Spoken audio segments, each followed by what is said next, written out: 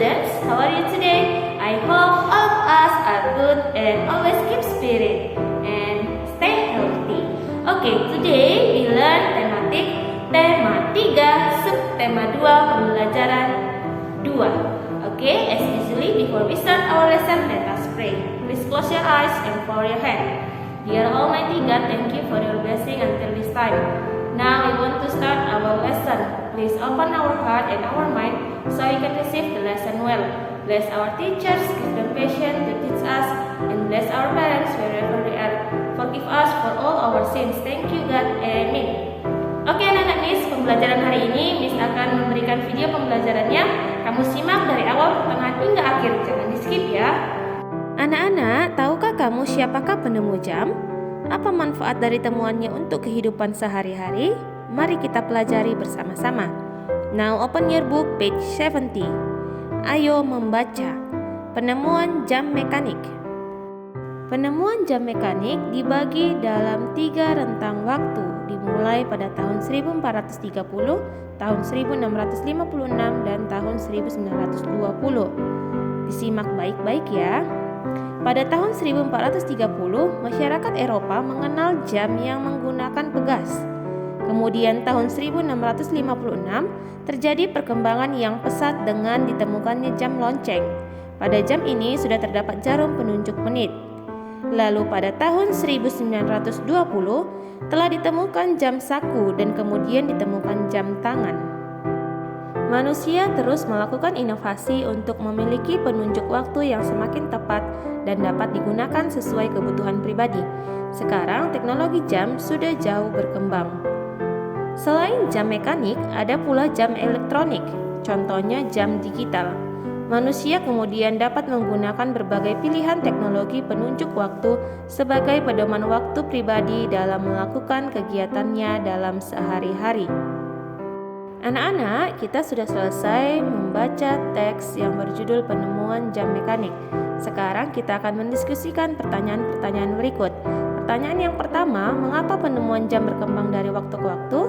Karena jam menjadi patokan waktu sehingga terus dikembangkan agar mampu menunjukkan waktu yang lebih akurat dan pasti. Pertanyaan yang kedua, apa manfaat jam dalam kehidupan sehari-hari? Manfaat jam dalam kehidupan sehari-hari yaitu sebagai penunjuk waktu.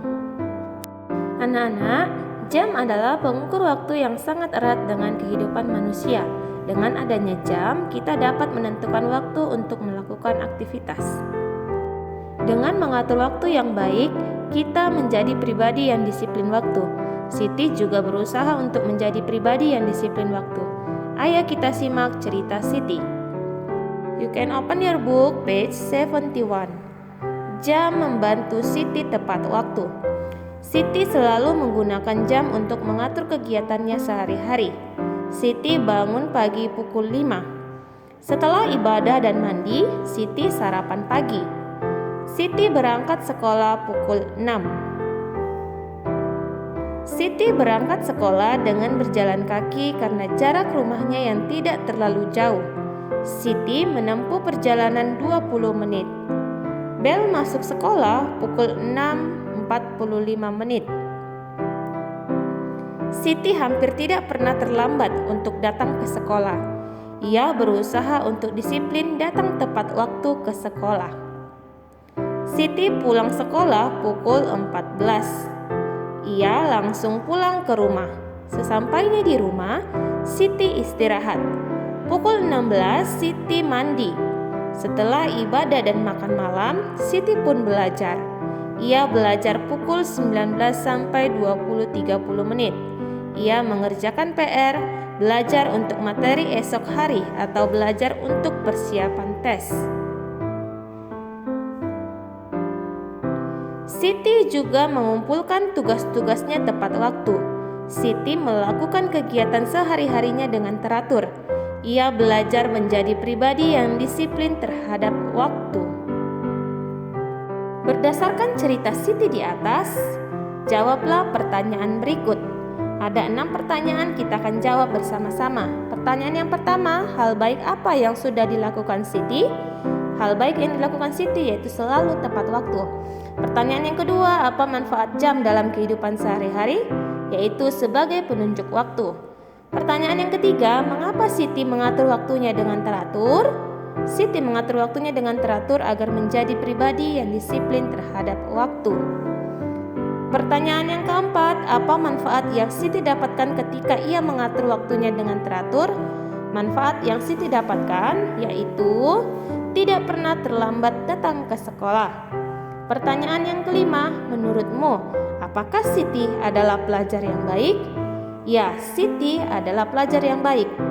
Ia disiplin karena disiplin merupakan salah satu ciri pelajar yang baik. Pertanyaan yang keenam, apakah Siti melakukan kewajibannya sebagai pelajar? Mengapa?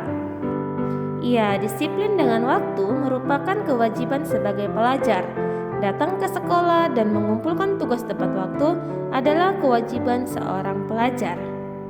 Hayo, mulai hari ini anak-anak datang ke sekolah dan mengumpulkan tugas harus tepat waktu. Karena datang ke sekolah dan mengumpulkan tugas waktu adalah kewajiban seorang pelajar. Mengapa hal tersebut merupakan kewajiban?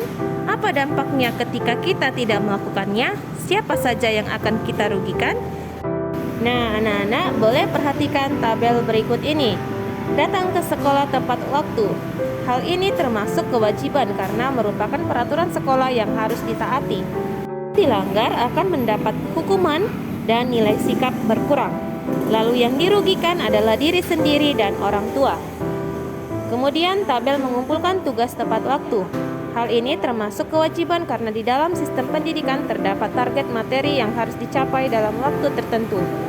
Jika dilanggar, yang pertama akan ketinggalan pelajaran, yang kedua nilai tugas akan dikurangi, dan yang ketiga tugas menjadi menumpuk. Yang dirugikan adalah diri sendiri dan orang tua. Nah, kemudian di sini ada contoh-contoh kewajibanmu di rumah, di sekolah, dan di masyarakat. Kewajiban di rumah, membantu orang tua membersihkan rumah, menghormati dan menghargai seluruh anggota keluarga, belajar, mengerjakan PR, dan menjaga kebersihan rumah. Kemudian contoh kewajiban di sekolah. Yang pertama adalah menjaga nama baik sekolah, tidak merusak fasilitas umum milik sekolah, dan mentaati peraturan dan tata tertib yang berlaku di sekolah. Yang terakhir, kewajiban di masyarakat. Yang pertama yaitu menjaga suasana agar tetap damai dan tentram serta sejahtera. Yang kedua, saling menghormati dan menghargai masyarakat yang ada di sekitar kita.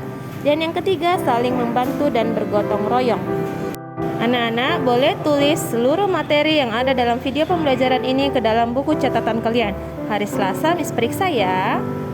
Oke anak-anak Miss, sekian dulu pembelajaran kita hari ini. Semoga video ini bermanfaat untuk kita semua. Miss ingatkan bahwa materi hari ini yang Miss berikan dalam video pembelajaran kalian tulis ke dalam buku catatan kalian. Nanti di pertemuan tatap muka hari Selasa kita akan membahas dan belajar bersama kembali. Oke anak-anak Miss, to close our lesson, let us pray. Dear Almighty God, thank you for your blessing until this time. Now we have finished our lesson and we want to continue our activities. Please bless us, bless our teachers, give them patience and to teach us, and bless our parents wherever they are. Forgive us for all our sins. Thank you God, amen. Okay, Nana Miss, goodbye.